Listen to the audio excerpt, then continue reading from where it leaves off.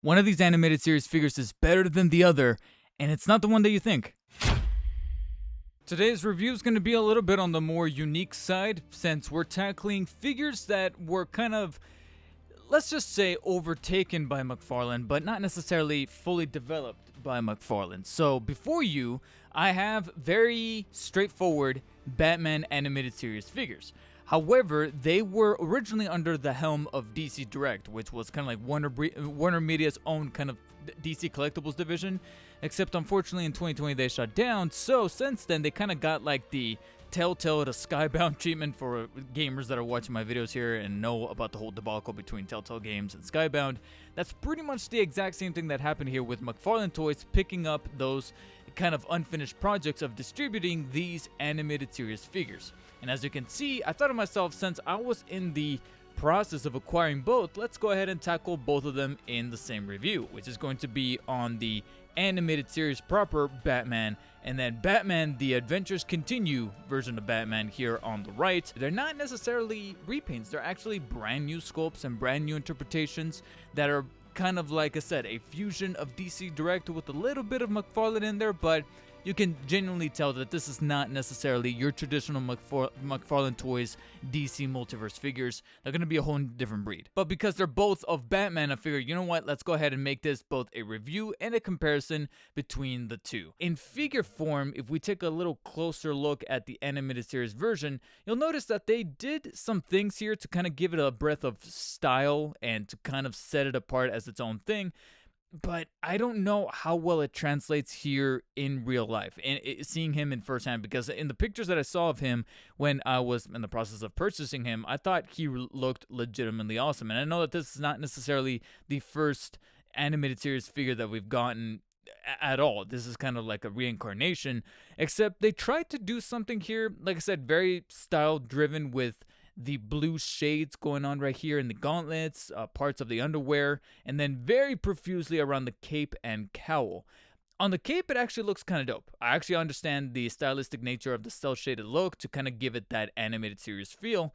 But there's areas where it just looks a little too stripy. Like, for example, here around the boot area, I would say will look good on one boot to kind of look like there's a form of line shading going on one side versus the other. But to have the lining go on both boots, it's kind of just a little strange to me, because it's a characteristic that Bruce Timm and an awful lot of his animators would go the extra mile of making come through in almost every frame as you watch the animated series, especially as Batman actually moved from frame to frame. You would see that little blue line, that blue shade, to kind of give emphasis to shadow and color and lighting, especially on a very dark and brooding character like Batman.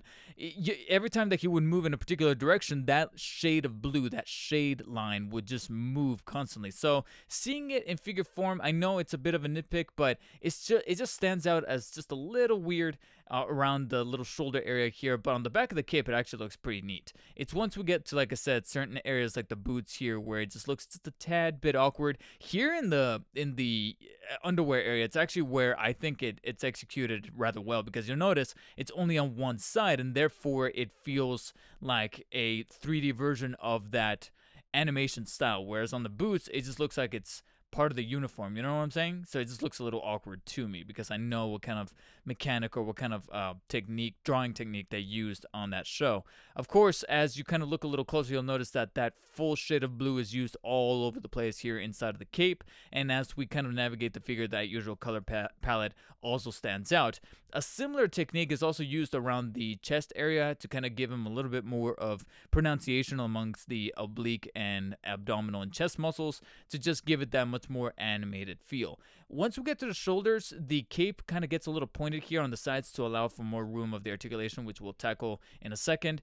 The cowl, on the other hand, I gotta be honest, there's a couple of little qualities. I'm a little mixed on the cowl, because overall, like I said, I love the animated look to him. It just screams Kevin Conroy, screams my childhood of watching Batman the Animated Series on the morning cartoons, Saturday morning cartoons specifically. But there's something about the rounded nature of his overall face. Paint applications are nice, especially with the way that they etched out the eyes, but there's just something very round about his overall head that just doesn't scream the chiseled, very stoic look that he's got going in the animated series. So it's a turn for the ironic when the Adventures Continue Batman version here that we have, also in that cel-shaded look, has more qualities in relation to the traditional Bruce Timm style of animation than the animated series version here in figure form. And the reason why I also say that it's rather ironic is because, honestly, between the two look of the characters, this is my least favorite. I don't know. I know it's just a personal preference, but I just do not like the costume for the next Adventures of Batman or the Adventure Continues for Batman, whether it be in comic form or in animated series form. There's just something about this costume that I just never gravitated to, even as a kid. There was just something about it that I'm like, why did they have to go ahead and change it? But again, I know that I'm very subjective in that sense. It's just a thing that I personally preferred. The original style with the saturated colors here, they muted it all down. You'll notice that even the utility belt has this muted shade of brown as opposed to the yellow from the original version. And you notice that the yellow is completely absent from the bat symbol here that has much more prolonged ears and a very simplistic look to the wings. It just doesn't look as iconic. It screams Batman, sure, but, I mean, compared to that original symbol, I mean, come on, it's no contest. And then you also notice that the head sculpt is also a little bit different. You'll notice that he's got more of like a scrunching going on with his nose. There's something a bit more pronounced about the eyebrows. But you'll notice that it's a whole different sculpt. And because of that, this is ironically more faithful to that original look from the animated series and even the comics, because he's got much more of a chiseled line. Not a huge fan of how he all of a sudden got a bit of a tan here with a much browner shade to his skin, only because it looked a little tanner in the comics, but here it's like full on brown. It's like full on Bruno Diaz as opposed to Bruce Wayne. It's a joke, people. It's a joke. But it's a whole different head sculpt, so I have to give them credits for that, as well as the sculpt for the overall body as well. Like I said, he's got much more pronounced shoulders. He's got that much more traditional Bruce Timm angled look, where you can maybe make the argument that he might have skipped leg day, but it looks like it's directly lifted from the animated series, or at least that incarnation of the animated series. He may not have as much shading, with that little lining technique that they got going on right here with the blue, because this time, like I said, they're using much more muted colors, but they just decided to go with a much more minimalistic approach to that style of technique with the paint jobs. You'll only notice that there's a little bit going on right here on the sides of his shoulders and his oblique areas for the costume overall, as well as just one simple little gray line around the shoulder area of the cape itself, but they don't go all full on throughout right here, giving it like linings and creasings here. Overall, the look, it's actually much more faithful interpreted here in the Adventure Continues version as opposed to the animated series version. So in figure form, this version actually works a little bit better. I would probably just say that the cape works better for the animated series version, only because of, like I said, the difference in shading of color with the blue on the inside and black on the outside with those little linings of the cell shading technique, but also because it's the much more straightforward cape that also has a stronger sense of durability as opposed to the Adventure Continues version, because you'll notice that they molded it in that way where it looks like it's waving in the wind and it's kind of angled to one side. But unfortunately, mine also came with a little bit of a tear pulling him out of the plastic. I don't know if it was placed a specific way or if it had anything to do with the fact that my package came slightly pre-opened from Amazon. What in the hell? Yeah, guys, a couple of things to note out of these two figures here. I think I probably should have prefaced the whole review with this, but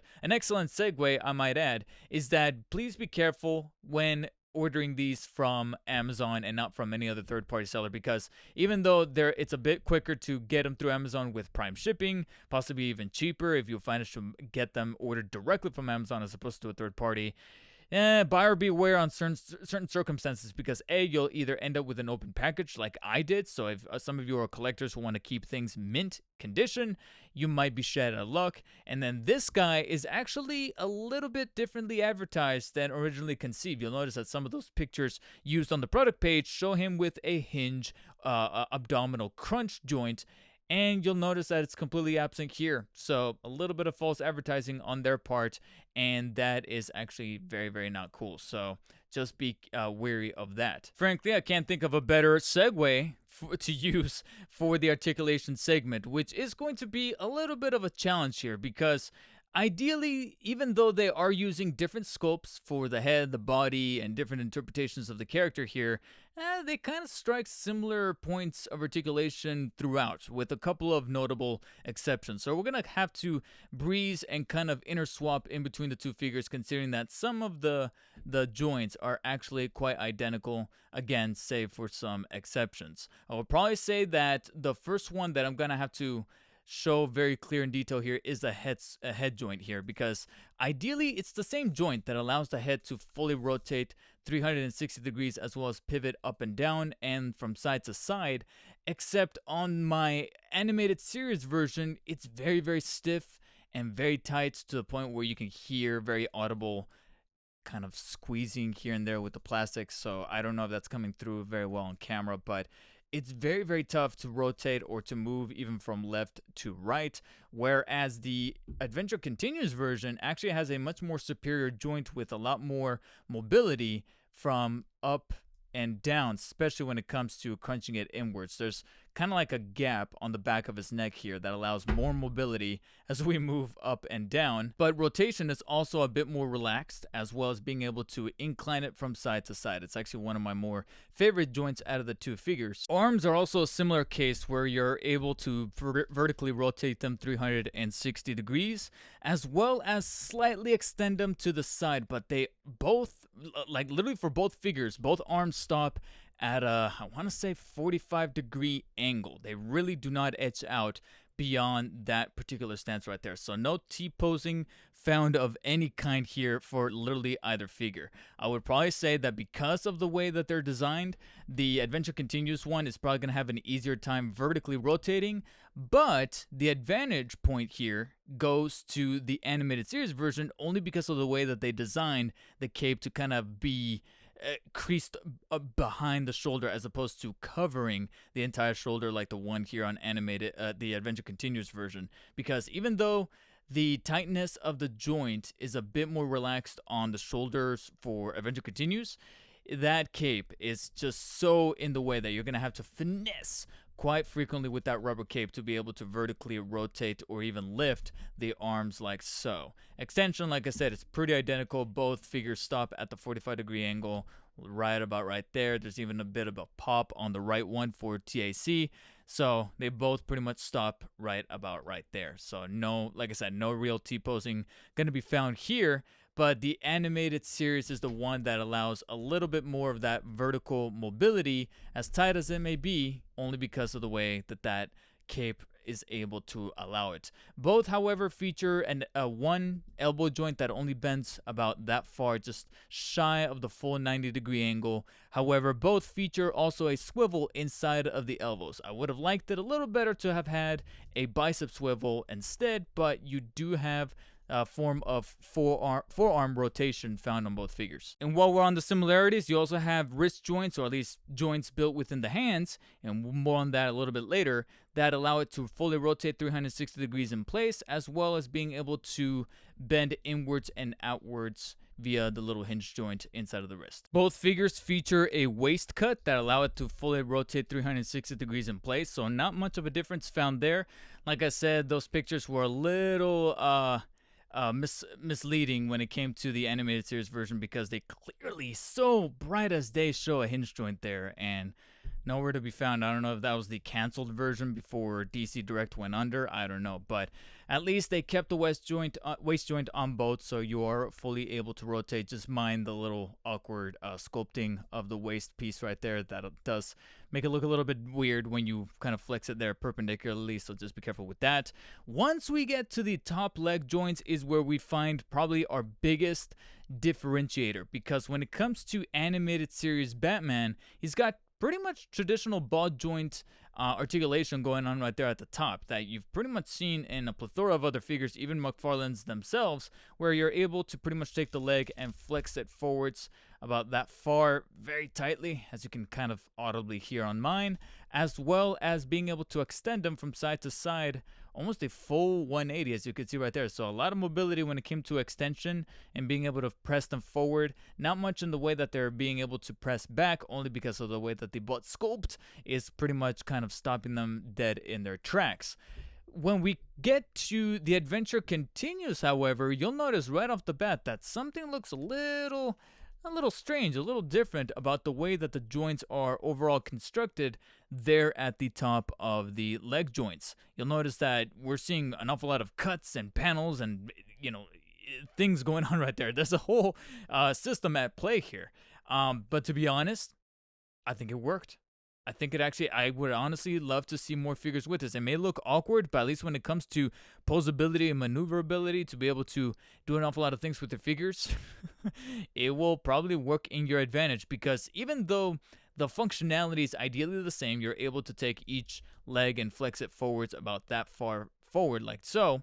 You're also able to extend it to the sides via what they decide to do as a separate hinge joint that extends and cuts over beyond the side of the leg here. It almost extends over to the thigh.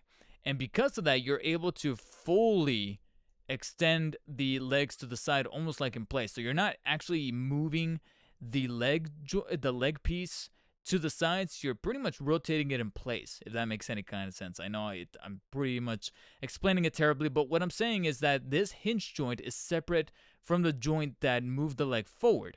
So what this means is two things. One, there's no butt sculpt that is pretty much stopping the legs from fully extending backwards like so. You can actually move it all the way to the back like that. But even when you have the legs forward or back, like let's say like this, for example, you're still able to extend to the sides because they're separate pieces.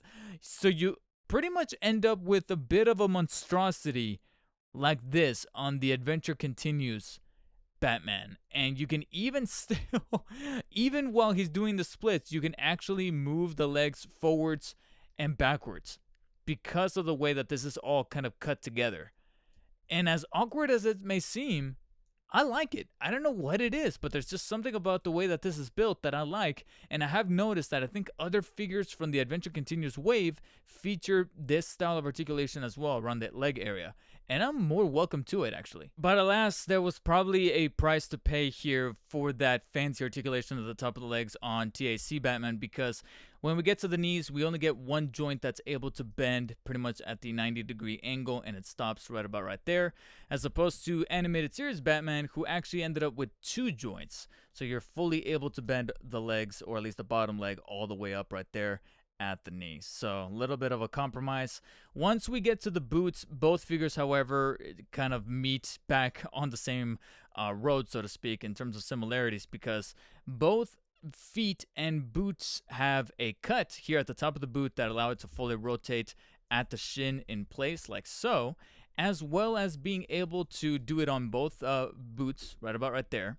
So you can clearly see that both feature. It's a little bit looser on the TAC version, but pretty much ideally identical joints right there. And then once we get to the ankles, we kind of start to share not only similarities between the two figures, but also similarities with McFarlane, as well as Marvel Legends, Hasbro Toylands, where we have that archetypal ankle joint that are able to flex downwards and upwards about that far, but cannot really fully rotate 360 degrees unless you flex it all the way downwards and then rotate it in place. Because if you don't do that, you're only able to pretty much pivot the ankles inwards and outwards, but not fully rotate. You get what I'm saying? And sadly, one thing that I wish, McFarlane would have stepped in there to keep the hope alive is the toesies. None to be found on either figure here, unfortunately. And frankly, I feel like with the balancing issues that the much more Bruce Timm-styled TAC Batman has with the top heaviness, toesies probably would have been appreciated and welcome here. Now, the one area that DC Direct was apparently not so stingy on, as opposed to McFarlane, at least nowadays anyway, is accessories, especially when it comes to a very gizmo-happy version of Batman like the animated series versions, whether it be original or TAC.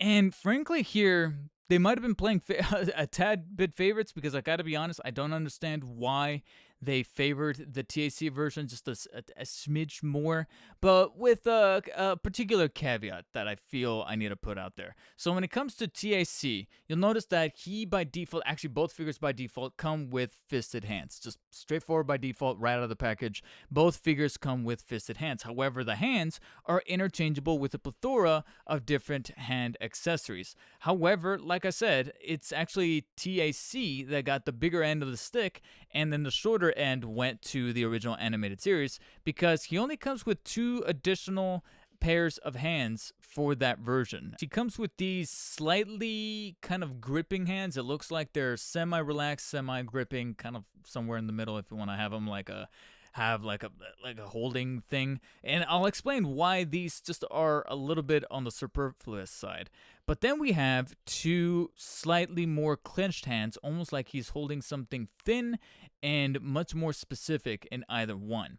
And the reason for why he's got these additional pairs of hands is because, of course, no Batman is complete without his Batarang. And this is a very peculiar Batarang only because, A, it's sculpted after the one that he obviously throws around in Batman the Animated Series, specifically that title sequence that is so iconic and memorable.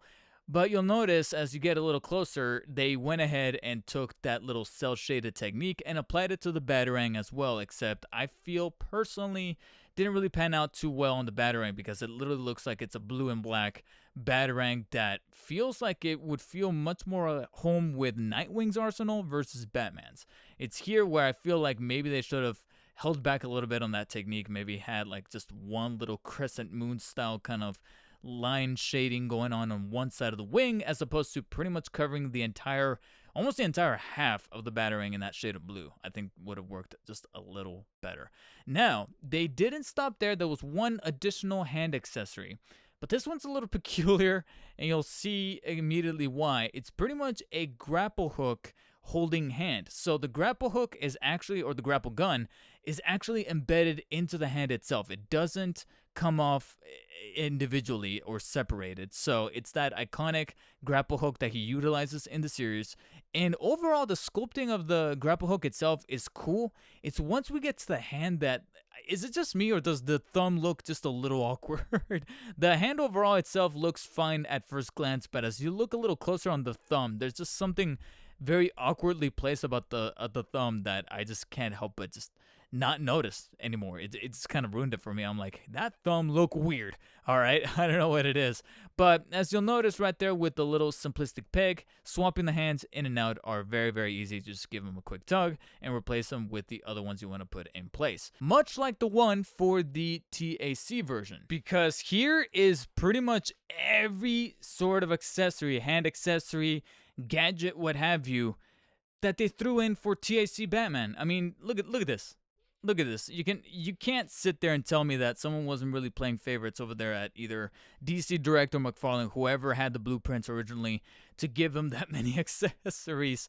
And it's a bummer because it clearly shows that they decided to pretty much take whatever maybe not have worked necessarily here and applied it to, like I said, stylistically speaking, my least preferred interpretation of Batman here. Much like with the original animated series version, he comes with, of course, like I mentioned before, the fisted hands, as well as the slightly open hands and the clenching hands to be able to hold, of course, his own Batarang. This one has a little bit less flair, but frankly I feel like it works kind of in its favor. It's got like the angled wings right here, as well as this little middle part. I don't know what that etching is. It kind of looks like an L-shaped cutout right there in the middle. I don't understand why that's there. I don't know if it's like a animated series stylistic choice they made right there, but you can kind of see the ears cut out right there. And overall, it's just a better looking Batarang, even though it's a bit, like I said, a bit more on the simplistic side with thinner wings. But hey, at least there's no weird, awkward blue shading or linings going on right here. It just kind of gets straight to the point. And like I said before, you have those hands that are designed to be able to hold them on either one. And on top of that, they threw in an extra pair of hands. And as opposed to the slightly semi-clenched, semi-relaxed hands, kind of similar to the ones from the animated series version, these are full-on relaxed hands. Like, you can easily look at these hands and be like, yeah, these are meant to be like relaxed ones for him to just kind of pose and be like looking up in the sky as if he's checking out the bat signal. So they went the extra mile of throwing in extra bulkier hands that are much more on the relaxed side. So he's got actually a grand total of 8 pairs. I'm sorry, 8 hands, 4 pairs, instead of just the 3 pairs, 6 hands that animated series ended up with. And similarly, like animated series Batman, he comes with his own grapple gun hand, where he's holding the grapple gun. This time, no awkward thumb, but slightly elongated fingers here to hold the grapple gun in between those fingers right there. Where, like I said, in the context of the show, kind of makes sense, but here it just looks weird in plastic form. What is kind of neat though is that the grapple itself is removable by giving it a quick tug, so there's a little bit of functionality there. I just need to give you guys a bit of a warning here. When it comes to removing said grapple, do be careful, unlike my dumbass, because it turns out that the grapple does have a specifically sculpted peg to fit into the specifically sculpted hole inside of the grapple for this particular hand.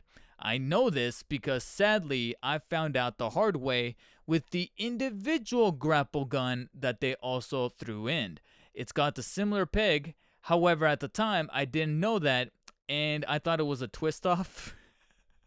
So you can kind of see where I'm going with this. Unfortunately, I broke my grapple gun. The grapple is popped off and the piece that was supposed to be removable is still stuck in there. So don't do what I do. Don't twist it off. Just give it a slight tug because it is sculpted in a very specific manner that if you twist it off, it's pretty much going to become non-functional. Kind of like the separated grapple here, which, like I said, it's probably the one accessory that would have benefited from the semi-gripped hand, and therefore you could have had the relaxed hand on the other to kind of give it a little bit more of the variety and play around with him a little bit more. But whichever hand you end up with or decide to choose to pose them with, swapping them out is just like the animated series version here. Just give it a quick tug, pop it back in, just do be careful, take caution, and you shall be fine.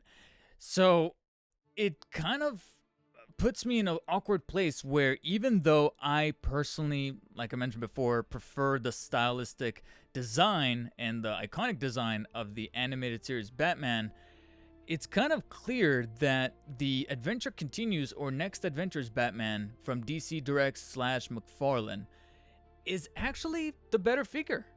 Frankly, overall, he's got more accessories, more helpful articulation, and a much more faithful look to his overall sculpt and look that it's pretty much, like I said, objectively the better figure. But when it boils down, if you're a Batman fan, you just gotta go with your gut in terms of what you prefer. Do you prefer a much more faithful version of the figure that has the much more accessories, has the much better functionality as a collectible item, or do you want something that may not meet those standards necessarily, but will at least be a much better interpretation of that animated series Batman than even McFarlane themselves directly were able to do with that 7-inch McFarlane DC Multiverse figure that they made a couple years back? Because I can ultimately say that regardless of which version you go with here, either version is going to end up better than that really gaudy Batman animated series McFarlane figure that I covered a few months back that left me wanting for the ultimate animated series figure, and I feel like we got pretty damn close with this DC Direct revitalization. I understand that there's a different version out there that's probably going for like almost $200 these days, mint condition, with some added accessories, some added girth to the articulation, and overall just a better figure. But sadly, if you're looking for something that's not going to be able to break your bank but still meets those standards, I would say that if you can find the DC Direct revitalization here by McFarlane, it's definitely worth the purchase for any animated series fan. And if you guys want to bring those DC figures direct to your collection, see what I did there? Use the affiliate links in the description to help with the channel quite an awful lot. Make sure to tune in for another McFarlane toy review showing up on screen right now. And as always, guys, stay humble. I'll see you on the next one.